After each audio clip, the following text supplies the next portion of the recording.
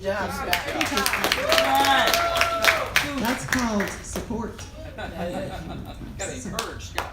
You do. So thank you. That was fun. I mean, I like to have fun in church too, and I think Jesus does too. That's right. So last week we were in the middle of a series on King David. We're doing biographies, and we're looking in the Word. I told everybody you should be reading 1st and 2nd Samuel. If you get finished with that, go into 1st and 2nd Kings, and then read 1st and 2nd Chronicles. Those kind of books read like a novel, and it's good. It's good stuff, man. You'll be like, what?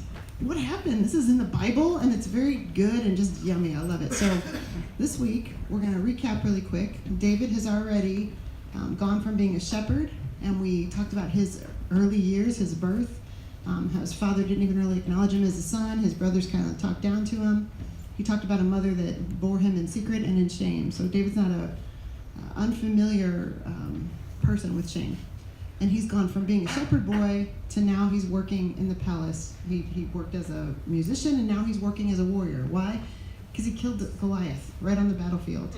This morning I put a little blip on for Facebook just to invite people to church. Sometimes I feel inspired to do that. And today I said something like, everybody wants to fight these big giants. Everybody wants to be big. Everybody wants to be important. And everybody wants to be known for these big, huge things. But it's like, if David hadn't taken care of the bear and the lion when he was taking care of those few sheep on the back of the desert, he never would have been able to tackle Goliath. And he certainly wouldn't have been able to take down Amalekites and other armies. See, and God's calling us to take care of the little stuff. Because if you're not taking care of the little stuff, you're not going to get more. I'm just telling you right now. Take care of the little stuff, the few sheep you have, and God will give you more if you're faithful. I know it. I've seen him do it many, many, many, many times in my personal life and people that I know and trust in their life as well. And that's what David did. And now he's found himself in the place of the palace, and he lives there. He has a reputation now for being as a warrior under the command of King Saul. And the ladies would even chant, "There's David, he's killed tens of thousands, and Saul's killed thousands." And we're at a place now where Saul, the king, has become bitter and jealous of David.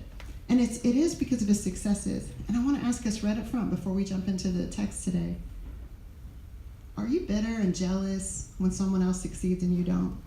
Come on. When my friends succeed, I'm happy for them. Yes. When they have a victory, I have a victory. That's right. You know, are you okay if somebody gets promoted at work around you? Or do you think that should have been me? That should have been mine? I'm just doing a check. Check your heart right up front. Because these things belong to God. And when you can give God your attention like that, he's the promoter. That's right. God is the one that puts people in authority. God is the one that brings promotion. I know men look at the outside. We learned last week, God looks at a heart. He's looking at your heart. What's in it? Are you happy for people when they succeed? That's right up front. You should be. Today we're going to look at 4 things. 4 crucial things happen in David's life this week. First of all, he finds a friend, and I mean he finds a good friend. The guy's name is Jonathan. We're going to look at the text, and we're going to look at how Jonathan came alongside David and helped David be reassured that his calling and his election to be the king was sure. Right. And it's interesting because Jonathan is the son of Saul. Talk about that. Also, he meets this beautiful woman. Her name's Abigail, and she's fabulous. We're going to break her down, break her story down, and see why she's so amazing. And David will come back later and make her his wife. And a really hard but yet amazing thing happens, because remember David, when he was anointed king, he went right back to taking care of the sheep. Right. Okay? God gives you a vision, and then you have to wait for time until you live it out. So David is going back to from the sheepfold to the palace to play his music for the king. Back to the sheepfold to take care of sheep, back to the king. And he's got to be thinking, when is this ever going to happen? Even after he killed Goliath, he becomes a soldier. He's a warrior. How am I going to be the king? But it's still in the back of his head, right? Well, during this time, David's in his early 20s, okay? And he's a warrior for a long time. He becomes the king, I think, at 30. He's 30 years old. And so he has this time, all this time of in between, figuring out how he's going to become what God has called him to be. But he doesn't lose faith and he doesn't lose heart, but he has to wonder. He's just a man, right? Well, Saul dies. He's going to die today in our reading. And then the last thing, he becomes the king of Judah, David does, and then the king of Israel. So let's get going. We talk a little bit about Jonathan. He's profound in David's life because he is the son of King Saul. And he can see past the titles of king, of being, he's next in line to be the next king after his father. And when we see all the success of David and we see what God is doing in David's life, we see that people love him, we see that he's handsome, we watch him come home with trophies and tributes, and everybody loves him. It gets a little scary when you're supposed to be the leader. And I have people around me that are pretty strong, that do things outside of this church and outside of what I'm doing. And I have to be a secure leader to watch them rise. And I want them to. I want them to rise. I want them to do everything that's in their heart, not just in this building, but whatever God's called them to do. I got to watch for that. I got to check my own heart. I don't want to get left behind. I don't want them to come. Is it going to be bad if they shine brighter than I shine? That's okay. I help build that too. That's right. You know what I mean? And you got to find this place. This is where Jonathan was. He's watching the life of David. And he knows that he's next in line for the king, but he didn't get hung up in the title. He could see past it. He could see there's something on David's life that is so unique, that is so profound. I think he's going to be the king. David gets the encouragement of Jonathan, who's supposed to have the place, that he will have the place. You get what I'm saying? That's pretty big, you guys. Yeah. You know, that's like, you know, the president coming and saying, hey, Scott, I can see it on you. It's you, man. You're going to be...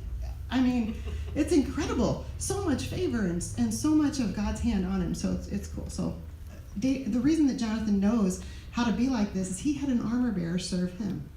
Okay? An armor bearer. It's a word that means... Did you ever see the movie The Count of Monte Cristo? Did you guys ever see it? It's such a great movie. Jim Caviezel's in it. And Count of Monte Cristo, and there's a fighting scene, and he fights this guy, and he wins the fight. Jim Caviezel wins the fight, but he doesn't kill him. He spares his life.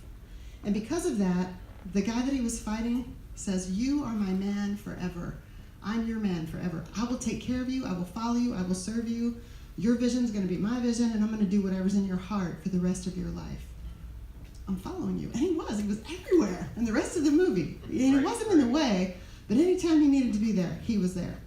And this is what Jonathan had in his life. This is what an armor bearer was supposed to be, was supposed to do. We bring that over into serving terms today. People that come alongside of a leader, somebody who's doing something, like what I'm doing right here. I have 4 or 5 armor bearers sitting right here in this room. People that are walking with me in life that, I believe they would actually die for me. I actually get that sense sometimes. I know some of you would. I would die for some of you. It's like that exchange of, man, I'll lay down my life for what I believe so much and what God's called you to do. I'm going to be your armor bearer. Well, they did a lot more than just carry weapons and carry shields.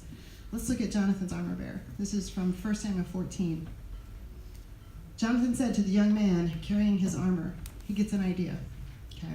And Jonathan says, come on, let's cross over to the outpost of these uncircumcised men. He's talking about the Philistines again. And he said, perhaps the Lord will work on our behalf. Nothing can hinder the Lord from saving, whether by many or few. And the armor bearer replied, now get this. Do all that's in your heart. Go ahead. I'm with you, heart and soul. Very well, said Jonathan. We'll cross over toward these men and we'll show ourselves to them. It's amazing. This is the kind of heart that Jonathan, the next in line for the king, displayed toward David. It's like a confidant. You know, have you ever had anybody in your life that you could just tell every single bit of your life to? Like anything? And you know they're not going to judge you. They're going to take what you're saying and they're going to treasure it and make it part of their thinking and part of their heart because you told them. Do you ever have anybody like that? I have. I still have people like that. It's healthy. It is. Are you that kind of a person? Can you be an armor bearer? Can you take the secrets of somebody and not judge them and give them godly wisdom back to the situation? That's an armor bearer. It's an armor bearer spirit. I have it. I love it. It's very strong. Some of you have it. We're all going to be called to it in one time or another in our lives. There's a time in the reading where David says at one point after Jonathan dies, he says that Jonathan's friendship and his love was stronger and better than any woman. He says that.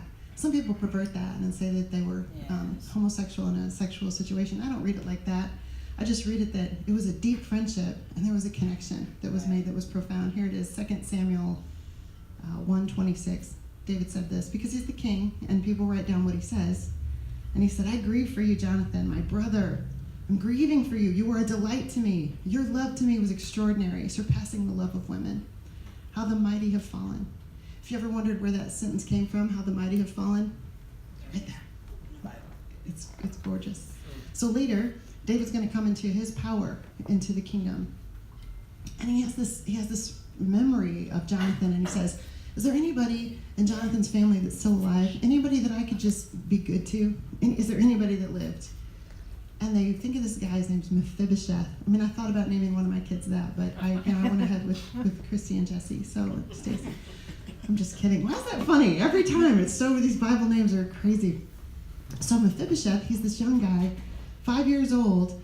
When they're exiting the palace, they're running from Absalom. There was this big, teardown. We're going to look at all of this stuff and break it down over the next few weeks. But just for the idea of who Jonathan was to David, when his son fell trying to escape, he became crippled. And he grew up crippled. And he lived out in this place called Lodibar, way far away from anything good, and certainly not near the king's palace. And David goes to get him, and Mephibosheth is even scared. There's so many lessons to learn. I'm going to break these down for us really quick. So they go to get Mephibosheth, and they're like, the king wants you. The king wants an audience with you. And Mephibosheth is scared. You can imagine. You're going to be scared because he's thinking, what does the king want with me? I mean, his father's dead. His grandfather is dead. What could the king possibly want? And he was afraid. And all David wanted was to be kind to him. And you know what he did? He moved Mephibosheth and his family into the palace. And he said, I want you to eat dinner with me every day. And I don't know how you feel when you hear a story like that, but I feel like Mephibosheth. And I feel like the grace of God offers me a seat at his table. Come on now, yeah. And I don't deserve it. I definitely can't earn a place there. But he gives it to me anyway because of his crazy love for me. Yes. And it's the way that David felt about Jonathan, the bond that they had. It's pretty profound. Let's look at this. 1 Samuel 19. Here's the place where Saul knows that David's going to outshine Jonathan. He's going to take over. And so he plots to kill him. Yeah. He's already, in a couple of situations, thrown a spear at David. He's already just tried to run him through, and David escapes. He's just playing music at that time. And so here we are. Jonathan gets wind that his father is going to kill David. He actually tells him. He just tells him. And Jonathan goes to David and he goes, there's a plot. You're going to have to run because I know that God's called you to be the king. And so let's look at the scripture and unpack it a little bit. 1 Samuel 19. It says, Then Saul ordered his son Jonathan and all the servants to kill David. But Jonathan delighted greatly in David. And so he warned him, saying, My father Saul intends to kill you. Be on your guard in the morning. Find a secret place and go hide there. I will go out and stand beside my father in the field where you are, so I can ask about you. And if I find anything out, I'll tell you. And let's skip over to 1 Samuel 23. It says, Saul's son Jonathan came to David, and he strengthened his hand in God. David is running. He's running from the pursuit of the king who wants to kill him. And so Jonathan visits him. He says, Don't be afraid. My father Saul will never lay a hand on you. You will be the king over Israel, and I will be your second in command. Even my father Saul knows this is true. And the two of them made a covenant before the Lord, and David remained in Horesh while Jonathan went home. This is the psalm that David wrote when that was happening. Okay, Psalm 23. The Lord is my shepherd. I lack nothing. Okay, he's running. He is in exile, and he's thinking of the goodness of his friend, and he's thinking of the promise of God. I'm going to be the king. I'm going to do this with my friend. I don't know how it works. And he writes, The Lord is my shepherd. I lack nothing. He makes me lie down in green pastures. He leads me beside quiet waters. He refreshes my soul. He guides me along right paths for his name's sake. And even though I walk through the darkest valley, I will fear no evil, for you're with me. Your rod and your staff comfort me. You make a table before me in the presence of my enemies. You anoint my head with oil, my cup overflows.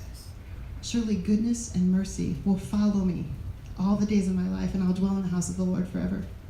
And they put up this little ruse, and they have this thing where David's like, see if it's safe for me to come home, and Jonathan's like, I'm gonna be in the woods, and if you hear me say the arrows go that way, don't come home. And that's what happens. David ends up in flight. He's running away. He's looking to have some freedom from Saul, and he writes another psalm, Psalm 59. I want us to get in David's head. Why is David a man after God's heart? Why? It's the kind of things that he does. He's so loyal. He's such a good friend. He wants to see Israel grow. He wants to see prosperity in the land. He wants to see the people understand who their God is. I'm a child of God. I don't have to live in chains. He wants them to see these kinds of things. He wrote this. He said, Deliver me from my enemies, God. Be my fortress against those who are attacking me. I'm going to tell you, sometimes, we're first world problem people here, okay? But we get upset when someone doesn't like us. Someone threatens us. How dare someone threaten a child of God? How dare them threaten a child of God? I speak the blood of Jesus over every one of us. It's impenetrable. And you can pray these kinds of things. When you're reading the word, there's nothing more profound. Like when my kids come to me and say, they start with, you said, Mom, you said, Mom, you said you were going to, you better believe I'm going to do it. Right. I'm going to be a person of my word to my kids above anybody else. When you speak the word of God back to God's Come ear, on now, you're yeah. going to start to see transformation Right. taking That's place right. in your life. You know, if you don't know how to pray, this is how you pray. Open it up. Psalm 59. Deliver me from my enemies, God. Be a fortress to me against those who are attacking me. Deliver me from evildoers and save me from those who are after my blood. They can't have it. It already belongs to you. That's I'm right. already bought with a price. See how they lie in wait for me? Fierce men conspire against me. I've done no wrong. They're ready to attack me. Arise and help me. Look on my plight. You, Lord God Almighty. That's where my strength is. You laugh at them, Lord. You laugh at them. You're my strength, and I watch for you, God. You're my fortress, my God on whom I rely. God will go before me. He will let me gloat over those who slander me. But don't kill them, Lord. Lord, you're our shield. Lord, our shield. My people will forget if you kill them. In your might, uproot them and bring them down. Skip forward a little. I will sing of your strength. In the morning I will sing of your love, for you are my fortress, my refuge in times of trouble. You're my strength. I mean, do you get it? It's like he's showing us the very life that we live. You live in a spiritual battle. You're living in a place right now, day to day. Do I follow him? Do I follow my own way? Do I submit my way to God? Do I follow the world? Do I do something temporary that's going to make me feel good for a minute? Or do I stand my ground? Do I stand my ground and do I be a child of God? That's who I am. That's who I'm born to be. Yeah. Right? It's the same thing David's given us. He gives us the problem and then he gives us all of the answer. You cry out to God and you speak the word of God back to God. That's right. It's pretty awesome. We come to a place in 2 Samuel where the battle gets fierce, the battle gets wild. These battles are going on with all these ites, Amalekites are the people. And Saul and Jonathan fall. And they have a hard day in battle and they're going to die. It's pretty intense. Before this, we're not studying Saul's life, but Saul always makes the wrong decision. Always. He always counts the people. He's always looking to make himself be promoted. He goes to visit a medium because he doesn't like the way God's doing it. He wants to figure it out for himself. It's like, let me get a magic 8-ball and figure out my life like that. I'm like, where should I go? Am I going to do this year? I mean, it's like, that's how we live sometimes. It's equating to Saul going and visiting a medium. It defies the authority of God. That's right. We acknowledge the authority of God. We follow the authority of God, and David did too. He makes the right choices. And just before this battle happens, Saul went to seek out a medium, a psychic, a palm reader, whatever. And he said, what's going to happen? And he gets some bad news in that meeting. You're going to die. That's basically what he gets. And it was true. Let's find out how the outcome went, and let's look at David's response to the outcome. 2 Samuel 1, what was the outcome of battle? David is asking. Please tell me. And here's a messenger, and he says, the troops fled from battle. Many of them fell dead. And Saul and his son Jonathan are also dead. And David asked the young man who brought him the report, how do you know Saul and his son Jonathan are dead? Well, I happened to be on Mount Gilboa, he replied, and there was Saul leaning on his spear with the chariots and the cavalry closing in on him. When he turned around, he saw me, and he called out, and I answered, here I am. Who are you, he asked, and I told him I'm an Amalekite. And he begged me, stand over me and kill me, for agony has seized me, but my life still lingers. So I stood over him, and I killed him, because I knew that after he had fallen, he wouldn't survive. And I took the crown that was on his head, and the band that was on his arm, and I brought them here to my Lord. And David took his clothes, and he ripped them apart. And all the men who were with him did the same thing. And they mourned, and they wept, and they fasted until evening for Saul and for Jonathan. See, don't you wonder, like, why, David? Why are you weeping over this? It's everything you wanted. It's finally coming to pass. And this is the part where we can see that he's the man after God's heart, if we're looking. Because David was wrecked about this. Do you know why? He has authority respect. He values a person's authority. And he understands that God is the one that gave them that authority. And so when he hears that Saul is dead, and can you imagine being the person to go and tell the king, to tell David that that happened? Would you want to be the person telling David that that happened? See, the men around David know him, and they know how he is. David ends up telling this guy, why are you so easy to tell me this? Why don't you have any problem telling me this? That this is the Lord's anointed. And he actually didn't even tell them the truth. They ended up taking off Saul's head. And they have that too.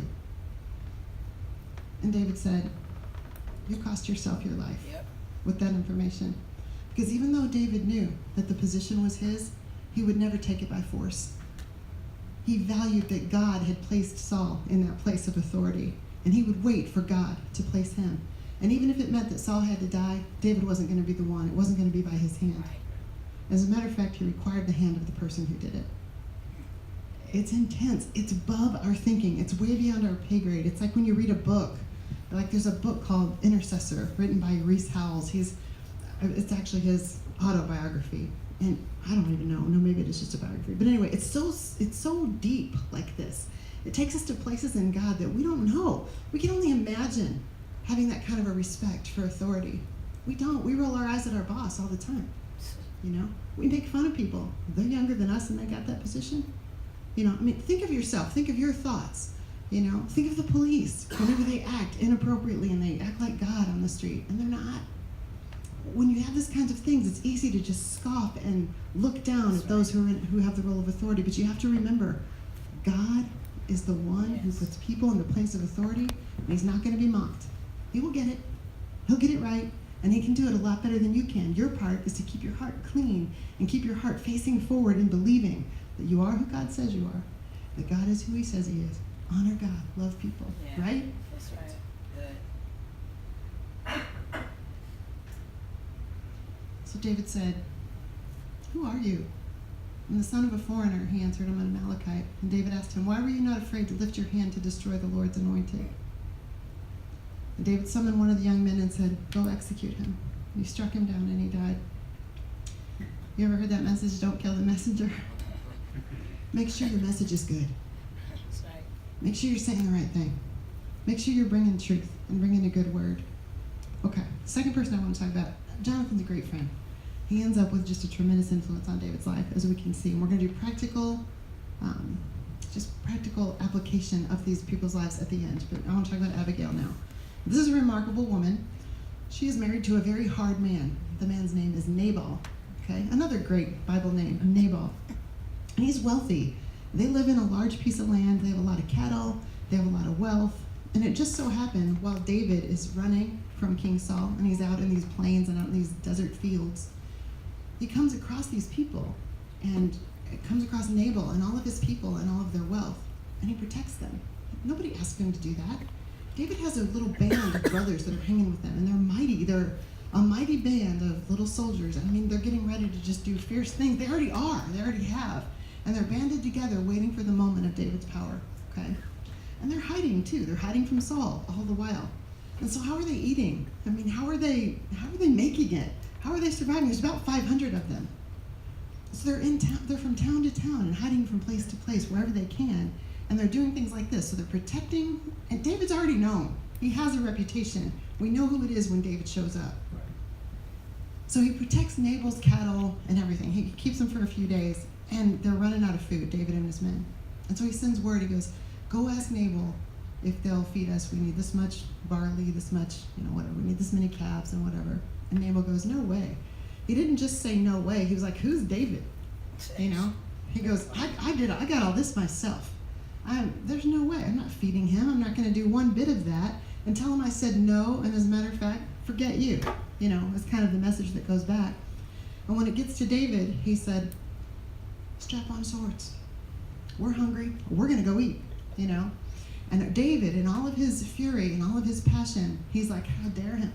How dare someone deny their protector, someone who's looked over their life? How dare someone refuse that kind of gratitude, that kind of graciousness, that kind of fortitude to protect?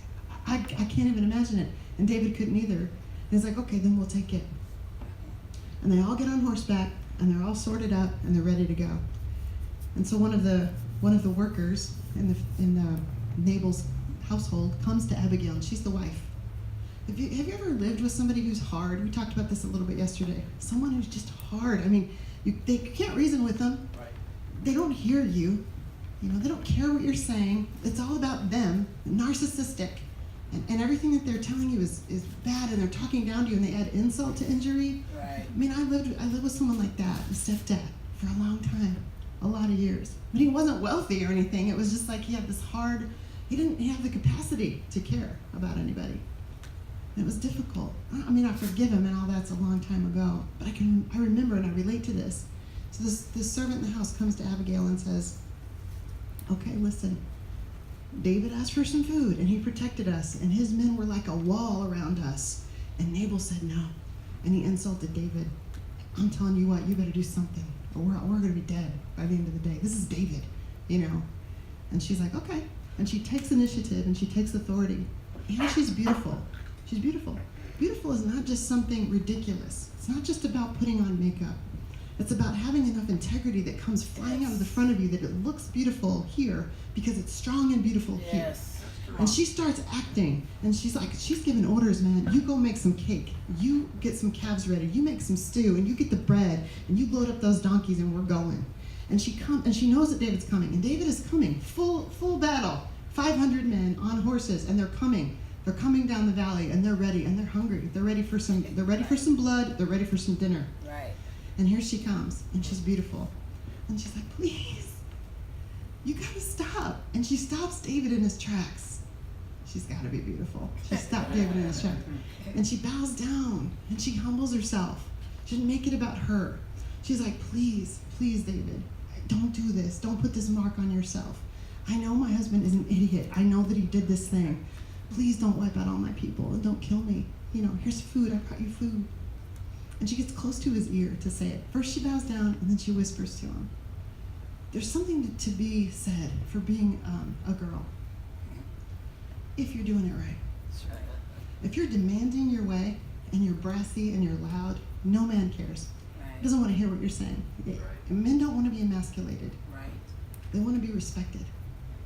And so when you come with a soft voice and you come with a meal like that and you're offering something in exchange, you know what you get? You get respected back. That's right. And your requests become validated. And so she stepped up, just like Esther, in front of a king. And she said, please. And David is so broken by it. He's so amazed at the way that she handled herself and this beautiful food that she brought. They just start setting it up behind her, you know. And the guys get down and they start to eat. And David thanks her. Thank you. I was going to do it. You're right. I was going to wipe everybody out. They would have been dead by the evening. But because you came, I'm not going to do it. And it saved him. It saved him from doing something he would have regretted later. You know what happens to her? Later, she goes back home, tells her husband, I don't know, Nabal, I'm sorry. This is her. She's beautiful. She's humble. Look, I know you said not to feed David, but I felt like I had to. I had to save our people, and I did. I fed him his food. I pray you'll have grace, however it goes, but this is what I did, and I wanted you to know. And it says that his soul dried up within him, and he died within 10 days. And then you know what? David said, I'm going to go back and get that girl. Love it. And he did. And David already had a bad wife. And now he had a good one. Yeah. All right? Jonathan, Abigail, people that are speaking into the ear of the king and speaking to their life. If you want to see the reference for that, it's in 1 Samuel 25. I'm not going to read it now for time's sake because the announcements were super long. So I'm just going to go back into talking a little bit about Saul. Okay? Now remember Saul. Saul's the first king. And he's the king that the people picked. And they picked him because he was a head taller than everybody else. He was handsome, right? David is the king that God picked. Also handsome. It doesn't really seem like it matters that much in David's action and in his life and in his biography. So remember last week, we read that David first came to the palace to play his guitar, okay, relieve the evil spirits of the king. And David is anointed by Samuel, the man of God, to be the king. And now he's there. He's been chased all around by Saul. We're going to break down some of those battles and some of the things that David did. But this particular one, I have to read it to us. So Saul is chasing him around now, seeing that he's going to be the king, doesn't want him to be, wants his son to be. And David and his guys are hiding in this place, in a cave. Okay? And I'm going to read you exactly where it's at. It's in 1 Samuel 24. And David's men are probably afraid. I mean, they could die at any moment, but they have like this vigor. They have this thing like the men of the loft, like, I got you. I'm going to stand anyway. Whatever's going to come, let it come. And so these guys are camping out. They go into this cave. And Saul's guys are coming to pursue. They know that David is in this town. It's called En-Gedi. And they're looking for him. And so they're camped outside of the cave. And David's men check it. They're like, man, Saul is here. He is right outside. And so they go further into the cave, and they're real quiet. They're just waiting for him to go away. There's only 500 of them. Right? And so Saul comes into the cave to relieve himself. He went in there to poop, okay? And David slips up around him while he's doing the thing, and he cuts off a little piece of his robe. And all of the men are saying, why did he do that? Here's why. All of his men are saying, oh, awesome. Saul is coming in here. God is bringing him into your hand. And wouldn't it look like that? It would look just like God was delivering Saul right into David's hand, and it would be David's time. And David's like, did you remember the Amalekite? Excuse me. Remember when he came and told me there's no way he's going to be able to do anything like that. So he cuts a little piece of the robe, and he does that so he can confront Saul. And he does. He goes outside. Saul finishes his business. He goes outside, and David comes outside too. And he's like, my lord the king, I want you to see. I spared your life. I could have taken it, but I didn't. And Saul has this breakdown right in front of everybody. And he tells him, you're a better man than I am. And he's repenting. And he forgives. And he's like, David, my son, I'm sorry. I'm sorry, David. But it wouldn't take very long for jealousy and brokenness to take his place again. And God's going to have to wipe him from the face of the earth so that God's plan can happen. So here it is, 1 Samuel 24, verse 1. It says, after Saul returned from pursuing the Philistines, he was told, David is in the desert of En-Gedi. Saul took 3,000 able young men. David has 500. 3,000 able young men from Israel and set out to look for David and his men near the crags of the wild goats. And he came to the sheep pens along the way, and a cave was there, and Saul went in to relieve himself. David and his men were far back in the cave, and the men said, this is the day the Lord spoke of when he said to you, I will give your enemy to your hands, for you to deal with as you wish. And David crept up unnoticed and cut off a corner of Saul's robe. Afterward, David was conscience-stricken for having cut off the corner of the robe, and he said to his men, the Lord forbid that I should do such a thing to my master, the Lord's anointed, or lay my hand on him, for he's the anointed of the Lord. That's right. And with these words, David sharply rebuked his men and didn't allow them to attack Saul. And Saul left the cave and went his way. David went out of the cave, calling after Saul, my lord the king. When Saul looked behind him, David bowed down, prostrated himself with his face to the ground, and he said, Saul, why do you listen to what men say? That David is bent on harming you. This day you have seen with your own eyes how the Lord delivered you into my hands in this cave. And some urged me to kill you, but I spared you, and I said, I'll not lay my hand on the Lord's anointed. Now see, my father, look at this piece of your robe in my hand. I cut off the corner of your robe, but I didn't kill you. See, there's nothing in my hand to indicate I'm guilty of wrongdoing or rebellion. I've not wronged you. But you are hunting me down to take away my life. May the Lord judge between you and me. As the old saying goes, from evildoers come evil deeds. My hand will not touch you. Against whom has the king come out?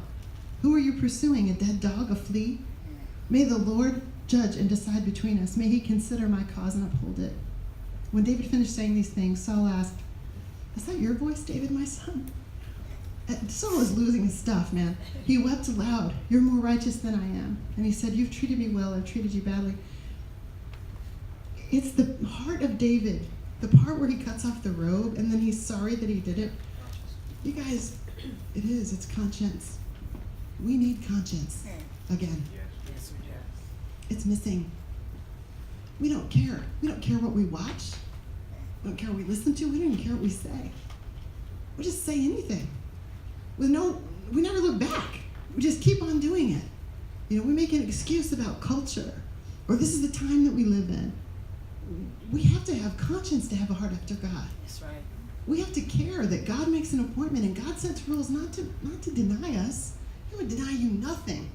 How many of you would give your kid a stone if he asked you for bread? Right. Nobody? That's ridiculous. God won't do that either. But God will give you rules and give you a structure to protect you. You crazy? You got to get yourself to a place where you surrender all that back to God and let your conscience rule you again. When you have, it's like the little voice. We're always like, I don't hear God anymore. It's because you only hear yourself. Yeah. You have to be quiet for a minute. You have to let him come with a little voice and speak, this is the way, go. Don't do that.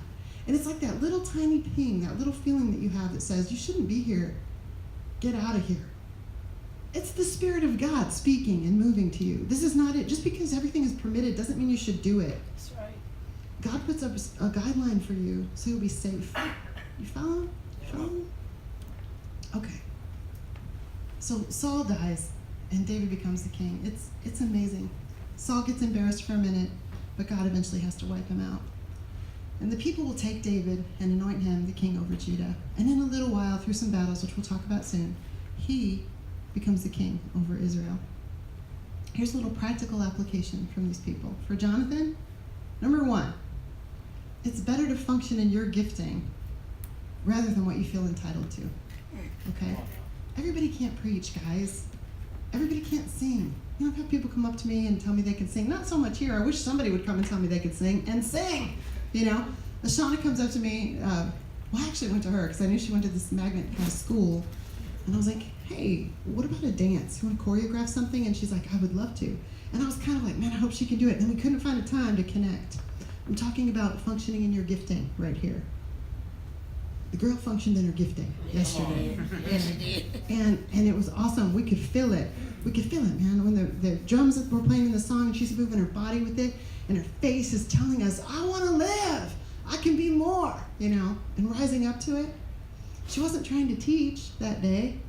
She was functioning in her gifting. We don't do that, though. We want to do what somebody else does. We want to slay giants, but we don't know how to clean up the dishes.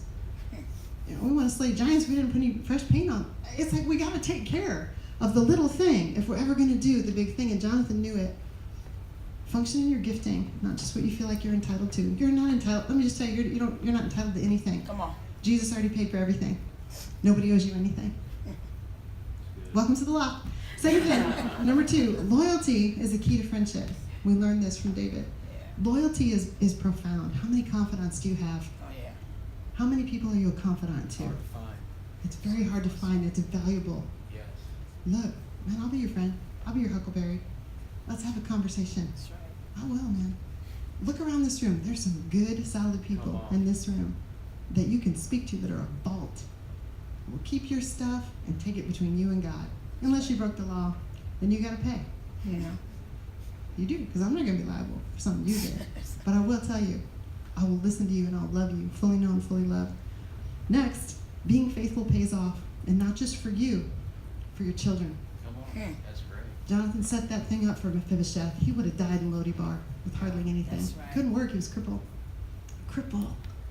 He didn't get the table of the king because his dad was awesome. That's Come right. on. I love it. You're welcome. Abigail, you're not a cripple though. You're just, you know. Abigail. Number one, practical application. No matter what your situation in life, no matter who you live with or who surrounds you, no matter who you answer to, there's a law of conscience and conviction, and it inspires us to do what's right, and it inspires us to act. You got to get up and do what's right. Look around. Who has God called you to speak to, and you still haven't done it? Who has God asked you to make it right with? Go do it. There's a law of conviction and action, and when you're doing those things, the hand of God comes on you. The favor of the King comes on you. You could save somebody. Yep. Just by acting out of your conscience and your conviction. I love her. Secondly, no, I already covered it. It's about action. There's a reward for being faithful. This is number 3. A reward for being faithful. And her bold intention got her a place of intimacy with the king. Be bold in your intention. Man, you know, you might fail, but you might fly. I don't know. I mean, it's like, don't sit back and wonder if you're going to fail. Try. Amen. People that are successful fail more times than we've ever even thought That's of. right. Be successful. Try. Fall down. Get back up. Try again. Come on. You can do it. You know, it's going to be great. And let's look at the practical application from the life of King Saul. And because we're studying David and not Saul, let's look at David's point of view for a couple things. Number 1, having a healthy respect for those in authority over you is strength. See, I don't have anything to prove. That's You know, I don't care. I'm a child of God. That's who I am. Come on, yeah. When he talks to me, he's like, little girl. That's what I hear him saying, little girl. I'm not anything big, but I'm bought with a price. That's right. Do you get that? It's like we have to come to a place where we have a healthy respect for people that are in authority over us and next to us. And that means if you don't like the current president, and look, I know that has challenges. I understand. He's in authority. That's right. You pray for him. That is your job. You pray that he will have wisdom, that he won't be broken. You pray that he will do the things that God is calling for this nation, to turn it from something hard and terrible into something good again. And you believe like that. You trust God. Doesn't matter what the face is. It matters what the office is, because God is the person who appoints authority. You get that? That's straight up for somebody. You got to do that. Secondly, minister. Minister your gift to those in authority. We have a little prayer time before we come out here. Whoever volunteers, we just gather in the back room and we'll pray before we come out. And I said it this morning, when you guys pray, it builds me. So I got to come out here and do my thing, right? I'm the mom of the house, and I will. So there's an authority with that. But you have gifts that will minister to the authority of the house. Use them. I beg you. Use them. Strengthen me. Help me. Help me help you. Yeah. Okay?